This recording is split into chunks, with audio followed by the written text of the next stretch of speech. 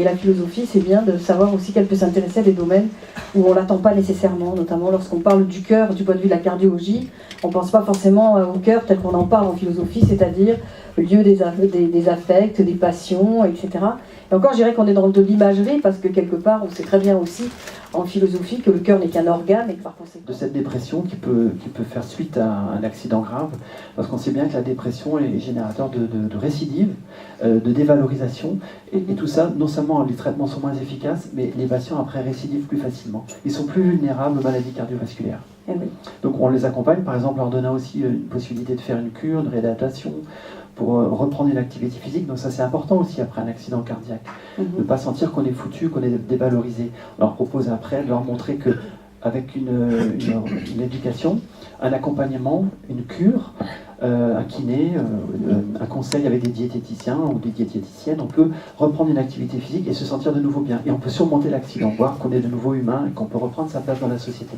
Alors, on voit vraiment que la médecine a évolué, parce que du temps de Corinthe, rappelez-vous, en Grèce, on mettait les gens dans des situations de frayeur absolue, et soit ils mouraient, au moins comme ça le cœur n'avait pas tenu, oui. Soit justement le choc qui leur arrivait leur permettait de surmonter, oui, en trouvant d'autres... C'est oui, des drôles de pratiques, ça aussi, finalement. Oui, mais c'est ça le paradoxe du cœur, hein, je le dis, c'est que... Parce qu'il faut qu'il soit choqué, ce cœur, à un moment donné, non ?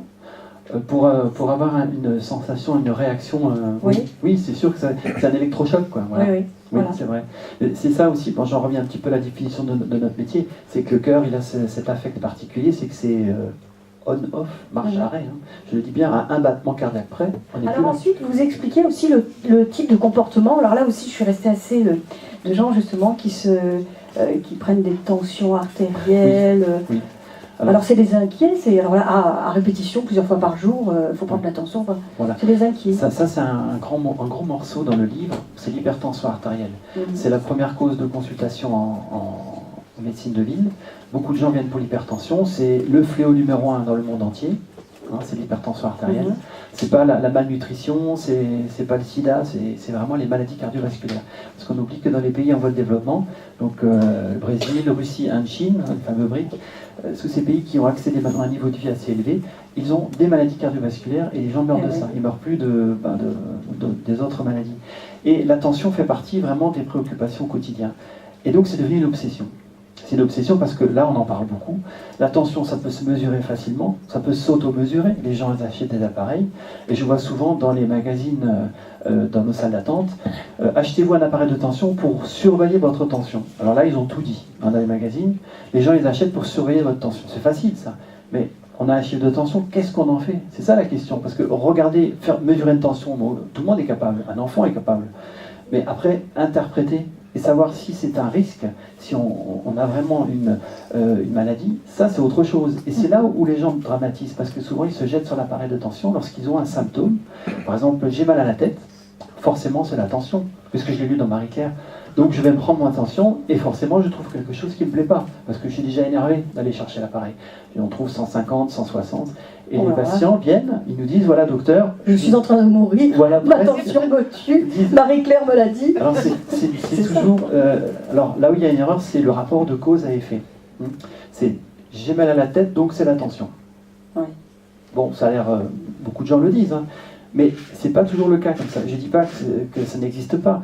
Là, on est en pathologie de ville. Hein. Ça veut dire en consultation chez le cardiologue de ville. À l'hôpital, c'est différent. Il y a des poussées d'hypertension, il y a des malades plus graves. Mais en ville, les gens y viennent, ils ont mal à la tête, c'est pas forcément la tension. Et pourtant, c'est un motif de consultation fréquent. Alors, que faire? Déjà, il faut rassurer en disant, c'est pas forcément le mal de tête, vient pas forcément de la tension. Et ce que je vais faire, chiche, on va prendre la tension à la maison. On va faire une automesure ou un Holter, vous avez peut-être entendu parler de ce nom, c'est un médecin américain, c'est un appareil qui mesure la tension à la maison avec un brassard automatique sur 24 heures. Et on a comme ça des chiffres. Après, on peut faire une moyenne et les ordinateurs nous sortent le résultat. Et on peut très bien démontrer que finalement, la tension en moyenne est normale. Il y a effectivement un 160 à un moment donné le matin, ou juste ponctuellement quand ils ont une mauvaise nouvelle, les patients. Mais la plupart du temps, la moyenne, elle est peut-être à 130 sur 70, ce qui est tout à fait normal. Alors je dis aux patients, mais où est-ce que vous voyez le problème? Alors ils montrent avec leurs doigts, mais là, regardez, j'ai eu un 160. Je dis, mais c'est pas parce que vous avez une fois 160 que vous êtes hypertendu. C'est pas un jeu. La question, c'est pas de savoir jusqu'à combien vous pouvez monter. C'est de savoir si vous êtes capable de redescendre. parce que les malades ne peuvent plus redescendre à 130 ou 120 de tension normale. Et c'est là qu'on est hypertendu. Donc ils ont besoin d'un médicament. Et ce qui est dangereux, c'est pas forcément le 160 ponctuellement, c'est d'avoir une hypertension permanente, mettons, en moyenne sur 24 heures, 150-90, même quand on dort. Ça, c'est dangereux. On appelle ça la charge tensionnelle. Et c'est ça qui va flinguer le réseau artériel. Et au bout de quelques années, avec une tension artérielle élevée comme ça, on va faire un infarctus, une attaque cérébrale, on va abîmer ses artères. Mais ça va le faire progressivement, ça va éroder les artères, un peu comme la mer va éroder une falaise progressivement et tout casser. Voilà. Donc pour moi... À la limite, on pourrait presque déconseiller à ces personnes d'utiliser ce genre d'appareil. Exactement. Voilà. Parce que honnêtement... D'où l'intérêt d'une éducation. Alors les patients viennent, ils ont un appareil, alors on fait ensemble, on fait les mesures. Donc par exemple pour l'appareil de mesure de tension à domicile, il y a aussi des appareils qui sont plus performants que d'autres, parce que des fois il y a des différences. On leur conseille, d'ailleurs le site, l'ancienne AFSAPS, l'Agence nationale de la sécurité du médicament, édite des listes d'appareils valables qui ont été vérifiés. Le comité français de lutte contre l'hypertension artérielle, dont je donne l'adresse internet, donne aussi des listes. Là, vous pouvez vous fier. Et ce n'est pas forcément des appareils très chers. Des fois, c'est 50, 60 euros. Et là, l'éducation, c'est prendre sa tension en automesure 3 fois le matin, 3 fois le soir. Donc le matin, c'est avant le petit déjeuner. Le soir, après le dîner. 3 jours de suite, à 1 minute d'intervalle, en position de repos. C'est-à-dire à des moments où la tension est censée être la plus basse possible. Pour voir si on est capable de redescendre. Et si elle ne l'est pas, eh ben c'est qu'il y a effectivement il y a une maladie. Voilà. Et là on arrive à le prouver. Et la moyenne sur la tête en dessous de 130-80, à peu près 130-130-85. Alors on fait les moyennes des chiffres et on voit s'il y a de l'hypertension artérielle. Et là on arrive à dédramatiser. Finalement les patients, on se retrouve devant une feuille de tension qu'ils ont fait de manière très consciencieuse pendant 3 jours et on voit que la moyenne est tout à fait normale. Et là on dit mais madame, finalement votre mal de tête, c'était pas la tension.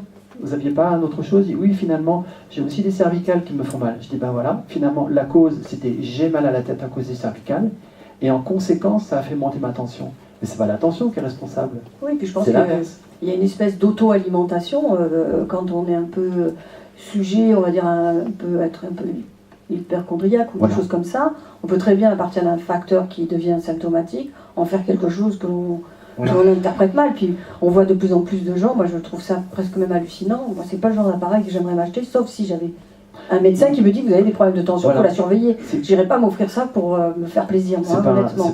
C'est un cadeau empoisonné. Voilà. Mais il y a des gens qui récupèrent l'ancien Vidal chez le médecin et qui font de l'automédication avec ça. Ouais. Donc on a de plus en plus, vous devez avoir de plus en plus affaire à des gens qui sont quasi certains de leur propre diagnostic. Non, c'est quand même rare, c'est quand même rare. En tout cas, peut-être parce que c'est le cœur. Peut-être en cardiologie, parce que je pense que les généralistes, ils doivent le voir, ça. Hein. Internet, tout le monde va à Internet, voilà. C'est de l'automédication. Voilà, et aussi de la recherche, la recherche sauvage, ils vont surfer sur les sites Internet de médecine, mais c'est pas que je les condamne, mais je dis, méfiez-vous, Internet c'est comme la place publique, hein, je le dis souvent, je dis, si vous voulez avoir un diagnostic, allez sur la place du marché à Toulon, je dis, voilà, j'ai de la tension, il y en a un à droite qui va vous dire, oh pétard, c'est dangereux, va te faire soigner, et l'autre à gauche qui va dire, oh, c'est rien, je n'ai aussi, je suis toujours là, et finalement vous avez le pour et le contre. Alors pour mettre un peu, pour faire la part des choses, ce livre, ou alors le conseil du cardiologue, peut vous dire ça c'est bien, ça c'est pas bien. Voilà. C'est quelque chose qui est vérifié, qui est fiable. Voilà. Ça je pense que c'est important. Du bon sens aussi. Du bon sens. Voilà. Et puis c'est vrai qu'on est dans une civilisation où on est dans l'ordre de la doxa. La doxa, ça veut dire l'opinion. Donc tout le monde va avoir un avis sur tout, tout le monde est spécialiste de tout. On oublie quand même qu'un médecin a fait 9 années d'études pour obtenir un doctorat. 10 même avec le service militaire. Voilà. Oui, si on veut le prendre comme ça. Mais je veux dire, en gros, c'est minimum 9 années d'études. Après, on peut penser à des spécialisations, on peut penser même à des pratiques dans un milieu hospitalier. Voilà. Et alors, c'est drôle parce que je suis docteur aussi, moi, en philosophie, mais je soigne personne, hein, bien évident. Mais c'est aussi 9 années d'études et les gens se prétendent philosophes alors que parfois, ils n'ont même pas lu un ouvrage de philo. Ça aussi, c'est dans la doxa, parce qu'on a pris un événement de la vie avec une sorte de recul, on estime que, voilà, on est philosophe. Non, c'est du sauf qui peut. Il fallait à un moment donné que fabriquer, en tout cas se fabriquer des bonnes raisons pour ne pas être désespéré, ne pas se laisser mourir de chagrin ou autre. Ça aussi, il y a une méprise absolue sur les choses.